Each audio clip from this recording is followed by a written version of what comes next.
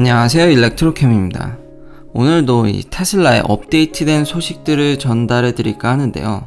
이 업데이트된 소식들을 보면서 느끼는 점은 테슬라의 이런 발전 속도나 이런 것들은 가면 갈수록 너무 빠르다라는 겁니다.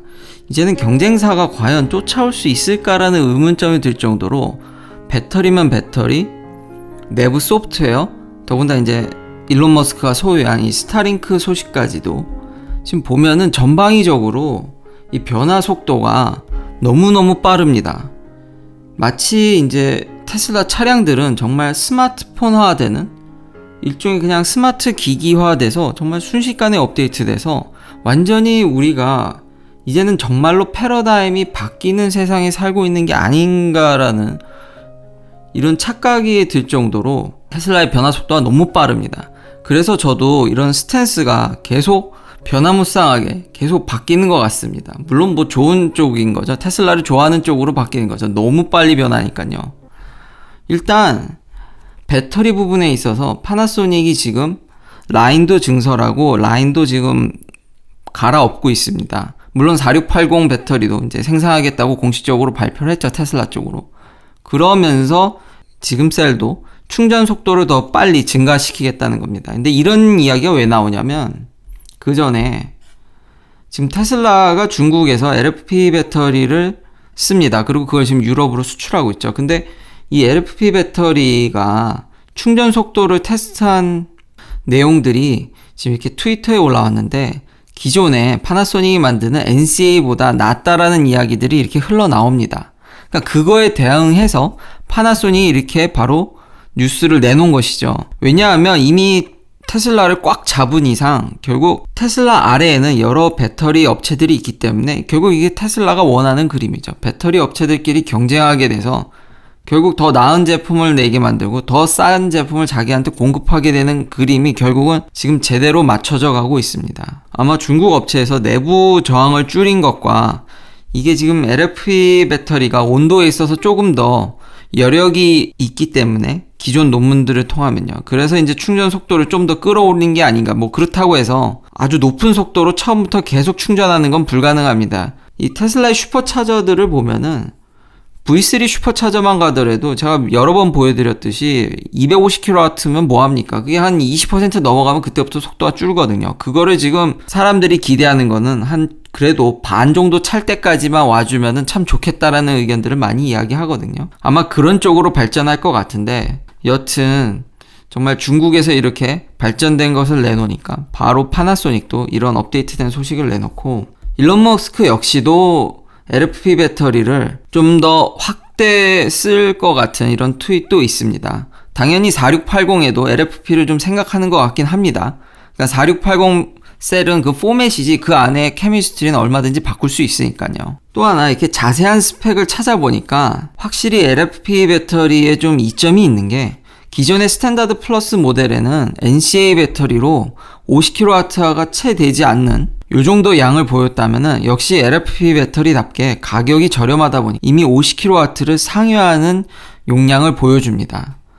확실히 이 테슬라의 경쟁력은 갈수록 늘어나는 거죠. 가격도 좀 싸게 만들면서 LFP 배터리를 쓰더라도 기존의 스탠다드 플러스는 아마 테스트를 해보면 레인지가 더 늘 것 같습니다. 이런 경쟁력을 앞세워 지난 제가 9월달 유럽 판매량에서 테슬라 모델 3가 다시 1위를 탈환한 것을 알려드렸는데요. 이제는 유럽은 확실히 전기차 바람이 강력한 게 이 판매량을 보면 디젤과 가솔린은 판매량이 현재 줄고 있고 실제로 디젤은 굉장히 완연한 내리막길을 걷고 있습니다. 이렇게 그 자리를 지금 전기차와 플러그인 하이브리드가 치고 갔고 그것의 1등 공신은 당연히 테슬라입니다. 그리고 아까 보여드렸듯이 배터리 용량은 더 탑재하고 가격 경쟁력을 더 갖췄기 때문에 그리고 이런 방향으로 너무 빨리 변하고 있기 때문에 시장을 장악하는 데는 그리 오래 걸리지 않을 수도 있다는 생각이 듭니다. 거기다 소프트웨어도 정말 정신없이 바뀌는데요. FSD 베타도 5일에서 10일에 주기로 계속 업데이트 하겠다고 지난 영상에서 알려드렸는데 이제는 이제 통신이라든지 이제 곧 스타링크도 알려드릴 건데요. 통신적인 면이라든지 FSD 베타를 통해서 얻은 데이터로 역시 기존의 이제 오토파일럿도 더 임프루브했고 여러모로 지금 차 내부에 소프트웨어적인 면 OS면 OS, 뭐 앱이면 앱, 여러 가지 면에서 마치 이런 업데이트되는 면들은 정말 5G 네트워크라든지 소프트웨어적인 면이라든지 이건 완전히 차가 아니라, 그러니까 그 전에는 스마트폰 같이 변한다고 했지만 정말 이제는 스마트폰 같은 모습을 너무 그런 면들이 너무 강하게 나타납니다. 당연히 5G 이야기를 하면 일론 머스크가 소유하고 있는 스페이스X의 이제 스타링크를 얘기를 안 할 수가 없는데요. 그래서 이렇게 기사도 있죠. 이제 모델 3에다 스타링크를 이렇게 얹는, 스타링크는 위성 서비스이기 때문에요. 이런 안테나가 안타깝게도 필요를 합니다. 그렇지만 일론 머스크가 밝혔듯이 그렇게 전문가의 손길이 필요하지 않고 손쉽게 일반인도 설치할 수 있을 정도로 소형화되어 있기 때문에요. 진짜 차에다 꺼놓고 이렇게 설치해서 쓰는 날이 머지 않을 것 같은데, 아니면 더 안테나의 킷도 지금 가격이 만만치가 않은데 이 가격도 더 내리면서 더 소형화라든지 이런 작업을 할 듯 보입니다. 자, 테슬라는 전기차부터 통신까지 전방위적으로 우리 삶을 완전히 지금 갈아엎을 기세인데요. 이래서 제가 어제도 지금 테슬라를 견제해야 되는 게 아니냐라는 움직임이 이런 면들 때문에 나타나는 겁니다. 지금 스타링크 위력이 얼마나냐면요. 지금 고작 위성을 1000개도 채 띄우지 않았는데 지금 베타 테스트 하면서 나오는 속도들이 최대 150Mbps/s가 나옵니다. 물론 이제 한국에 계신 분들은 워낙 이제 인터넷 강국이니까 이런 속도가 별 이렇게 와닿지 않으시겠지만 미국에서는 이거 굉장히 빠르고요. 기사에서도 이미 알려줬듯이 미국에서 인터넷을 사용하는 유저의 95% 정도가 이제 그냥 평균적으로 겪는 그 속도보다도 이미 빠르다는 겁니다. 이미 허가는 12,000개의 위성을 허가를 맡아놨습니다. 그러니까 쏘기만 하면 되는 겁니다. 그게 좀 쉽진 않겠지만요. 근데 점점 그것도 개선되고 있기 때문에 이미 허가를 받았기 때문에 사업을 진행하는 데 있어서 전혀 걸림돌은 없습니다. 법적인 문제가 여기 없습니다. 근데 이미 베타 테스트인데 이 정도의 속도를 보인다, 이 정도의 레이턴시를 보인다는 것은 정말 앞으로 통신 사업에 있어서 스타링크가 점령할 것들이 정말 너무 무서울 정도고요. 스타링크가 밝혔듯이 진짜 저가로 5G 네트워크를 연결하는, 물론 지금 당장은 건물이 많은 지역의 서비스는 힘듭니다. 그리고 가격도 이게 밝혀져 있죠. 80불 수준이라고 제가 처음에 알려드렸던 것 같은데 지금 베타 테스트한 동안의 가격은 지금 한 달에 한 99불입니다. 좀 더 비싸죠. 가격이 좀 내려가길 좀 희망을 하는데, 지금 생각보다 미국에서는 음영 지역이라고 댓글에서 표현해 주셨던 것 같은데, 이게 인터넷이 잘 깔리지 않은 데가 워낙 땅이 크다 보니까 그런 지역도 많고, 그런데 의외로 시장이 큽니다. 그러면 그런 룰럴 에리아부터 시작을 해서 백본을 다 정립한 다음에 당연히 도시로 들어올 수도 있겠죠. 그러니까 이걸 직접적으로 서비스를 한다는 게 아니라 스타링크 망을 이용한 다음에 거기서 그 다음 서비스를 진행할 수 있다라는 거죠. 다른 망과 연계돼서요.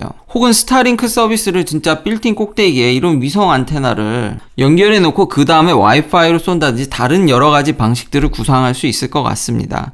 근데 미국에서는 생각외로 인터넷이 잘 안 되는 데가 굉장히 많습니다. 그러니까 스타링크가 점령할 시장이 굉장히 크고요. 지금 그것뿐만 아니라, 이거 지금 미국에서만 저는 지금 중점을 뒀었는데, 지금 스타링크가 유럽에도 서비스를 아직 근데 여기서 허가를 받거나 이런 건 아닌데 벌써 지금 해외로 확장하려고 하는 모습이 보인다는 겁니다. 그리고 일론 머스크의 플랜에서도 내년 초까지는 어느 정도 이제 미국 쪽으로 확장하면서, 여기 보면 2월이나 3월쯤에는 벌써 유럽도 생각을 하고 있다는 겁니다.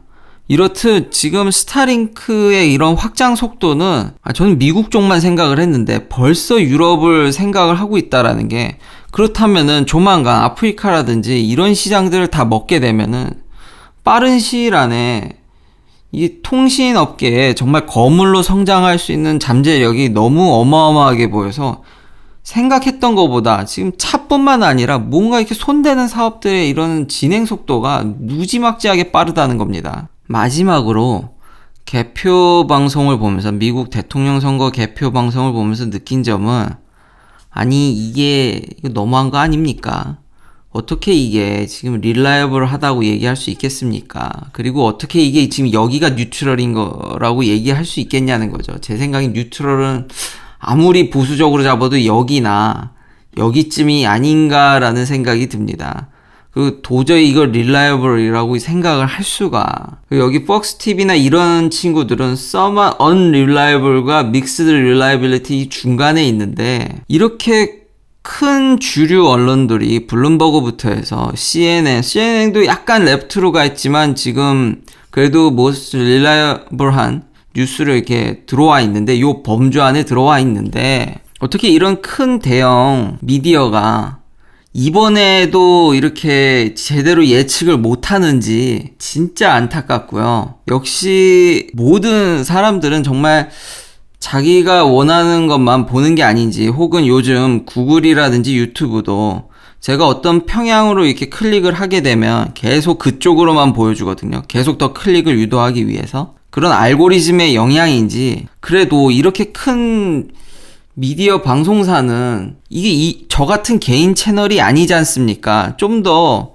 다양한 시각과 객관성을 보여주거나, 그래도 좀 더 저보다는 좀 더 나은 예측을 보여줘야 되는 게 아닌가라는 생각이 드는데, 왜냐면 이분들은 거대 방송사고 돈도 더 많이 받으시고, 저는 그냥 취미로 유튜브 하는 건데, 이번에 정말 너무 많이 실망을 했고요. 한번 진짜 세상을 바라보는 눈에 대해서 다시 한번 저도 어떻게 세상을 바라봐야 될지 한번 심각하게 좀 다시 한번 생각을 해봐야 될 것 같습니다. 긴 영상 시청해주셔서 감사합니다. 내일도 테슬라 관련 이야기들로 찾아뵙겠습니다.